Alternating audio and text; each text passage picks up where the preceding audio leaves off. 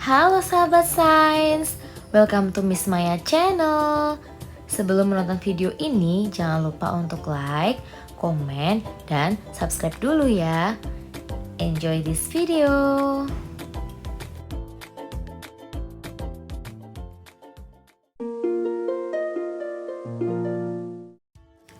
Halo sahabat sains, jumpa lagi di channel YouTube Miss Maya. Pada video kali ini kita akan mempelajari bab 7 mata pelajaran IPA kelas 7 kurikulum Merdeka, yaitu mengenai bumi dan tata surya. Agar lebih mendalam, pembahasan akan dibagi menjadi 3 subbab ya, yaitu yang pertama mengenai sistem tata surya, yang kedua mengenai bumi dan satelitnya, dan yang ketiga mengenal matahari lebih dekat. Pada video kali ini kita akan belajar mengenai sistem tata surya terlebih dulu. Simak videonya sampai selesai ya. Sahabat sains, tahukah kalian bumi merupakan bagian dari sistem tata surya? Dalam tata surya terdapat berbagai benda langit yang memiliki karakteristik tersendiri. Penyelidikan mengenai sistem tata surya terus dilakukan. Para ilmuwan mencari tahu keadaan di luar bumi dilakukan melalui pengamatan teleskop maupun menjelajah antariksa dengan pesawat luar angkasa. Berikut ini merupakan gambar planet-planet dalam sistem tata surya kita. Pada gambar tersebut, kalian dapat melihat planet-planet yang berurutan dari yang paling dekat jaraknya dengan matahari hingga yang terjauh. Setiap planet memiliki karakteristik tersendiri. Sahabat sains, dalam sistem tata surya tidak hanya berisi planet saja, tapi juga terdapat benda-benda langit lainnya. Nah, menurut NASA atau Badan Penerbangan dan Antariksa Amerika Serikat, tata surya terdiri atas 5 planet, 5 planet kerdil, lebih dari 200 satelit, 995.369 asteroid, dan 3.679 komet. Setiap benda langit ini bergerak dengan orbit tertentu, terus-menerus bergerak. Gambar berikut menunjukkan lintasan-lintasan gerak sebagian anggota dari tata surya. Sahabat sains, mari berkenalan lebih jauh dengan setiap anggota tata surya ini yuk. Pembahasan akan kita bagi menjadi 2 ya, yaitu yang pertama kita akan membahas mengenai 8 planet dalam tata surya, dan kita akan membahas mengenai benda langit lainnya. Sahabat sains, kita akan mempelajari mengenai 8 planet tata surya terlebih dahulu ya. Planet adalah anggota utama tata surya.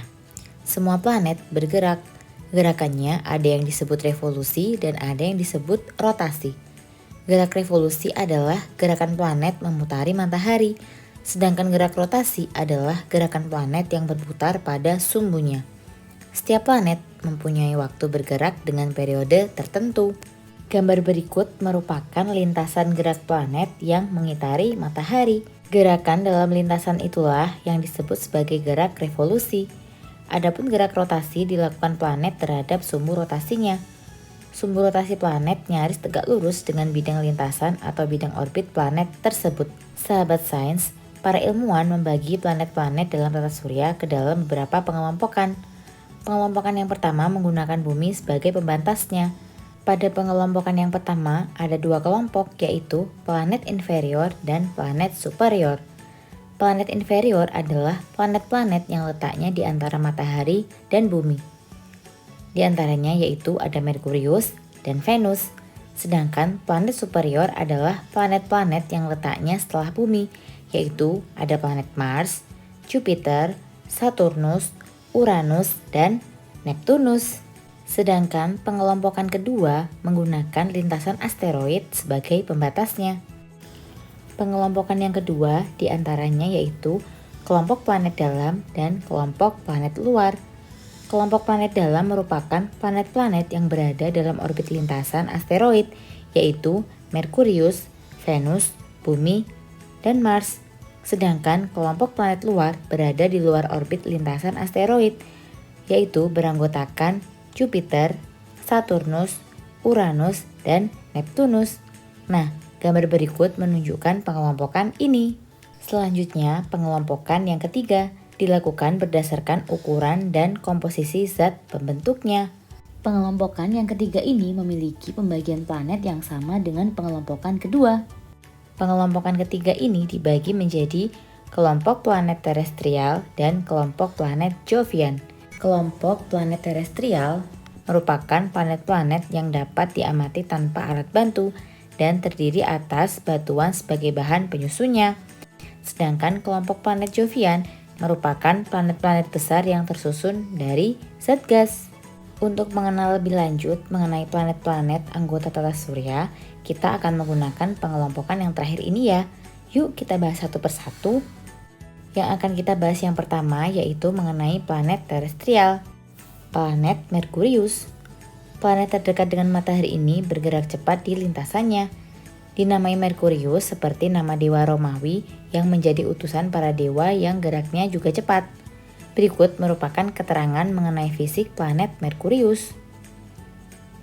Sahabat sains, Merkurius memiliki jarak yang sangat dekat dengan matahari, sehingga planet ini sulit untuk diamati dengan mata telanjang. Merkurius dapat dilihat beberapa saat sebelum matahari terbit dan setelah matahari terbenam, sehingga ia kadang disebut juga sebagai bintang fajar atau bintang malam. Berikut merupakan keterangan mengenai fisik planet Merkurius. Planet Venus. Planet yang terletak di urutan kedua terdekat dari matahari ini merupakan planet terpanas di tata surya. Gerak rotasi Venus berlawanan arah dengan ketujuh planet lainnya. Ia berputar dari timur ke barat. Gerakan ini disebut gerakan retrograde. Untuk mengetahui karakteristik umum planet ini, kalian bisa melihat tabel berikut ini. Yang selanjutnya ada planet Bumi. Bumi, tempat tinggal kita ini merupakan planet di urutan ketiga dalam sistem tata surya. Lapisan atmosfer pada Bumi terdiri atas nitrogen, oksigen, dan berbagai gas lain dalam jumlah yang tepat menjadikan udara Bumi sempurna untuk kita dan makhluk hidup lainnya. Lapisan atmosfer juga melindungi kita dari berbagai mara bahaya di luar sana, seperti meteoroid maupun energi matahari yang berlebihan. Untuk mengetahui karakteristik umum planet ini, kalian bisa perhatikan tabel berikut ini ya. Nah, sahabat sains, Bumi memiliki satu satelit yang kita sebut sebagai bulan. Bulan bergerak mengelilingi Bumi pada orbitnya. Nah, pada pembahasan bulan akan kita bahas pada subbab berikutnya ya. Selanjutnya, planet Mars. Mars merupakan planet yang paling banyak diselidiki para ilmuwan. Berdasarkan hasil penelitian para ilmuwan, sulit untuk bisa hidup di planet ini. Warna merah adalah ciri khas dari planet Mars.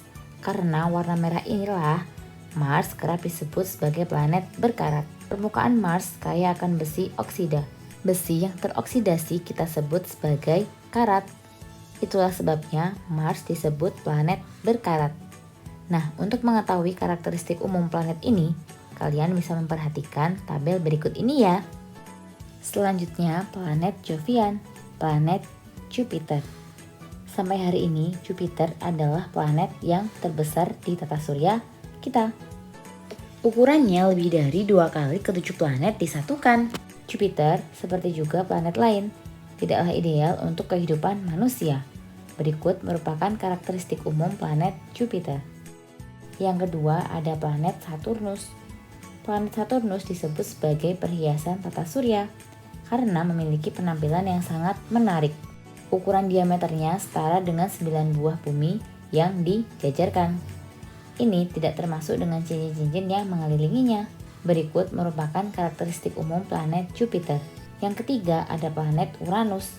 Saat pertama kali ditemukan melalui teleskop, Uranus sempat dianggap sebagai komet atau bintang.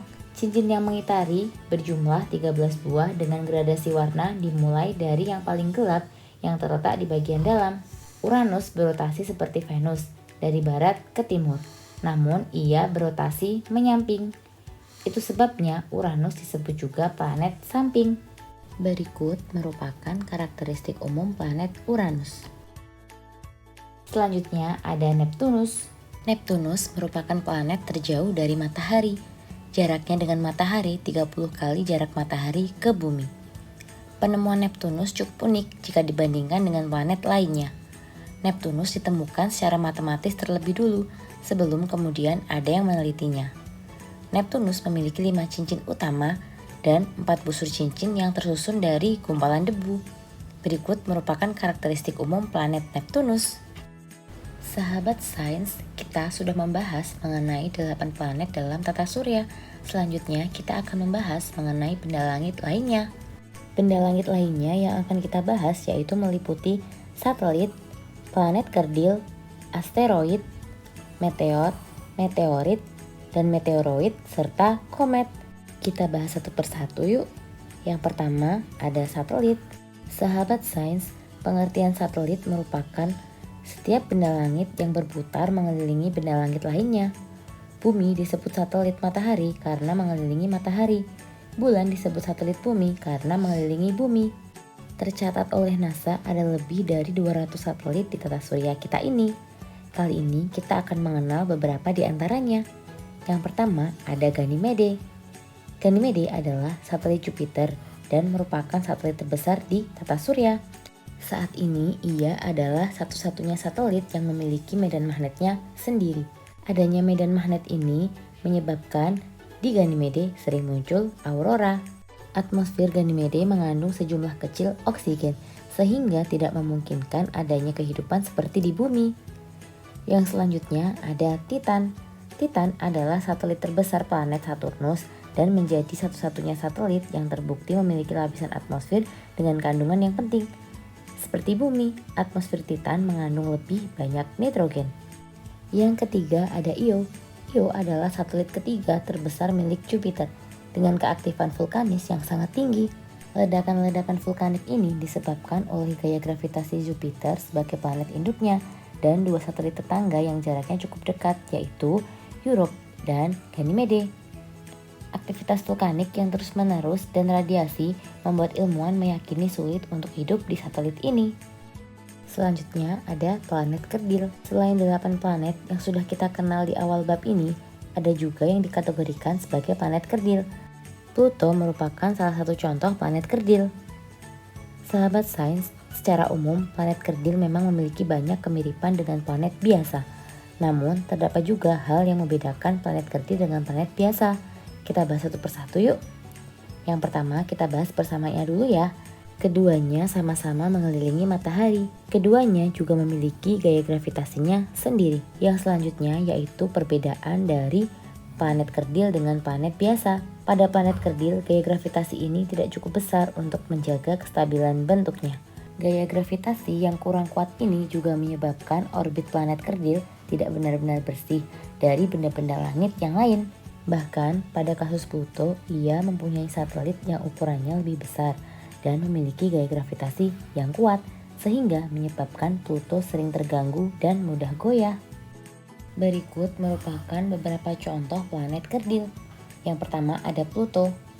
Posisi Pluto begitu jauh dari matahari, yaitu setara dengan 40 kali jarak matahari ke bumi. Pluto terletak di sebuah area yang disebut sabuk Kuiper. Sabuk Kuiper dimulai dari Neptunus, sehingga benda-benda langit yang berada di daerah ini juga disebut sebagai objek trans-Neptunus. Yang kedua ada Ceres. Ceres yang dulunya dimasukkan ke dalam golongan asteroid ini tinggal di sabuk asteroid. Sabuk asteroid terletak di antara Mars dan Jupiter. Ceres adalah objek terbesar di sabuk asteroid. Yang selanjutnya Haumea. Planet kerdil ini berbentuk oval, tidak bulat seperti kebanyakan planet lainnya. Haumea juga termasuk dalam objek trans-Neptunus dan memiliki dua satelit yang berputar mengelilinginya, yaitu bernama Namaka dan Hi'iaka. Bentuknya yang oval disebabkan oleh gerak rotasinya yang sangat cepat. Haumea juga tidak memiliki medan magnet sendiri. Selain itu, Haumea juga ditemukan adanya cincin. Yang selanjutnya ada Makemake. Makemake berlokasi yang sama dengan Pluto, Haumea, dan Eris. Makemake adalah objek paling terang kedua di sabuk Kuiper setelah Pluto. Letaknya yang sangat jauh dari bumi menyebabkan pengamatan pada bentuk fisik permukaan Makemake masih cukup sulit dilakukan. Dari jauh terlihat warna Makemake seperti Pluto, yaitu warna merah kecoklatan. Ilmuwan juga menemukan metana dan etana beku di permukaannya. Selanjutnya Eris. Ukuran Eris sedikit lebih besar dari Pluto. Permukaannya juga mirip seperti Pluto, yaitu berbatu-batu. Ilmuwan menduga suhu permukaannya berkisar antara minus 217 derajat Celcius hingga minus 243 derajat Celcius. Benda langit lainnya yang selanjutnya yaitu ada asteroid. Asteroid adalah benda langit yang juga mengorbit pada matahari. Ukurannya jauh lebih kecil dibandingkan dengan planet. Ada 3 kelompok asteroid yang diketahui saat ini, yaitu sabuk asteroid utama, Trojan, dan asteroid dekat bumi. Saat ini sudah ada sebanyak 995.413 buah asteroid yang ditemukan di tata surya kita. Secara ukuran, asteroid lebih kecil daripada planet, tetapi lebih besar daripada meteoroid. Asteroid juga berbeda dengan komet. Yang selanjutnya ada meteor, meteorit, dan meteoroid. Kira-kira apa sih perbedaan ketiganya? Nah, sekilas tampak sama, tapi ketiganya dibuat untuk menandai benda langit yang berbeda. Meteoroid adalah benda langit yang ukurannya sangat bervariasi. Sebut saja mereka adalah batu luar angkasa. Saat meteoroid itu memasuki atmosfer bumi, ia akan terbakar dan jatuh ke permukaan bumi, lalu berubah nama menjadi meteor. Setelah berhasil melalui atmosfer bumi, terbakar dan menyentuh tanah, inilah yang kita sebut sebagai meteorit. Nah, gambar berikut ini akan memudahkan kalian memahami perbedaan dari istilah ini ya. Benda langit lainnya yang akan kita bahas terakhir yaitu komet. Komet adalah benda langit yang berasal dari sisa-sisa pembentukan tata surya. Ia dapat berupa debu, batu, maupun es. Seperti juga benda langit lainnya di tata surya, sisa-sisa pembentukan tata surya ini bergerak mengikuti orbit tertentu. Saat posisinya terlalu dekat dengan matahari, komet menjadi panas dan memuntahkan gas dan debu.